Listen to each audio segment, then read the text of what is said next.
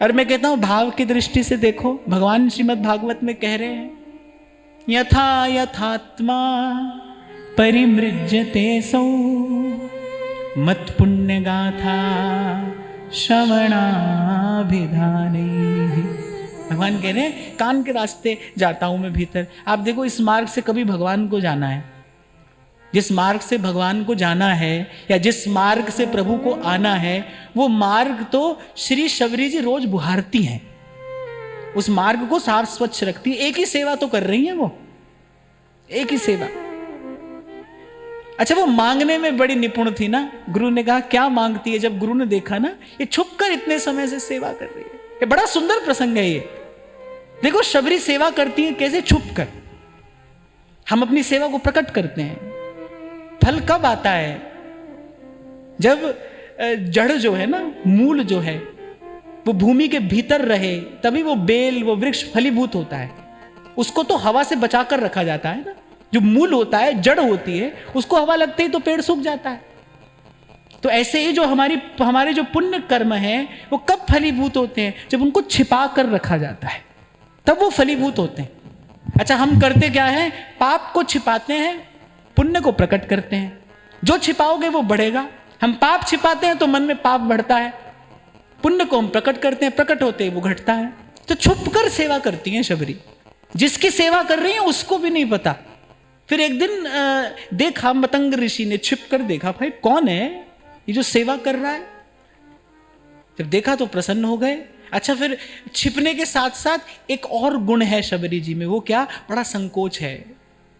बड़ी डरती डरती, घबराती घबराती, कंपित गात है उनका। ऐसे आई है वो गुरुदेव के सन्मुख, माने सेवा भी कर रही हैं, निरंतर कर रही हैं, और साथ में ये भी कह रही हैं कि मैं सेवा के योग्य नहीं हूं, मैं सेवा के योग्य नहीं। जो कुछ किया सो तुम किया, मैं कछु किया नाही, कहीं कभी जो मैं किया तुम ही थे मुझमा। ऐसी सेवा प्रभु को, ऐसी सेवा इष्ट गुरु को प्रसन्न करने वाली है। छुप कर की जाए, ससंकोच की जाए, विनम्रता पूर्वक की जाए। मतंग ऋषि ने कहा क्या मांगती है, क्या चाहती है, क्यों कर रही है ये सब, क्या मनोरथ है? हाँ, और शबरी क्या कहती हैं? मुझे मांगना भी नहीं आता, बस आप आशीर्वाद दे दीजिए, बस आपका आशीर्वाद चाहती हूं। ये तीसरी बात यहां से सीखने को मिलती है कि सब करने के बाद कोई कहे ना क्या चाहिए, बस आशीर्वाद दे दीजिए। इस सारे अस्तित्व में सबसे सुंदर भेंट अगर कोई है ना, वो आशीर्वाद है। जो किसी से नहीं होता, जो किसी साधन से, युक्ति से नहीं होता, वो आशीर्वाद से हो जाता है। ये मेरे जीवन का अनेक बार का अनुभव है, अनेक बार का। जो अपनी सामर्थ्य से नहीं होगा, जो किसी युक्ति से नहीं होगा, जो किसी औषधि से नहीं होगा, जो किसी मंत्र से नहीं होगा, वो किसी के आशीर्वाद से हो जाता है। सबसे सुंदर भेंट है आशीर्वाद, अगर आपको मिल जाए तो। क्या क्या नहीं होता है आशीर्वाद से। था बस आपका आशीर्वाद चाहती हूं। मैं तो अधम हूं, अधम ते अधम हीन मैं नारी। मैं तो अधम हूं, किसी भी प्रकार से योग्य नहीं हूं।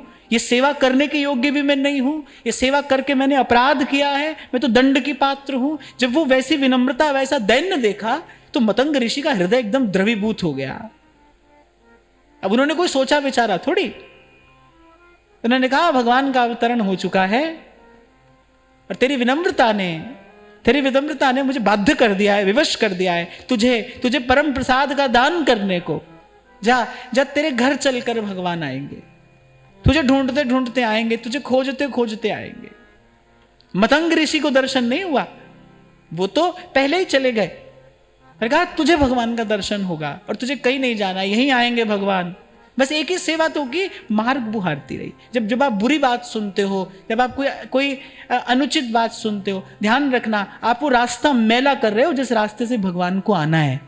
हमारा काम मार्ग मैला करना नहीं, हमारा काम तो मार्ग बुहारना है। हमको तो वो मार्ग बुहारना है।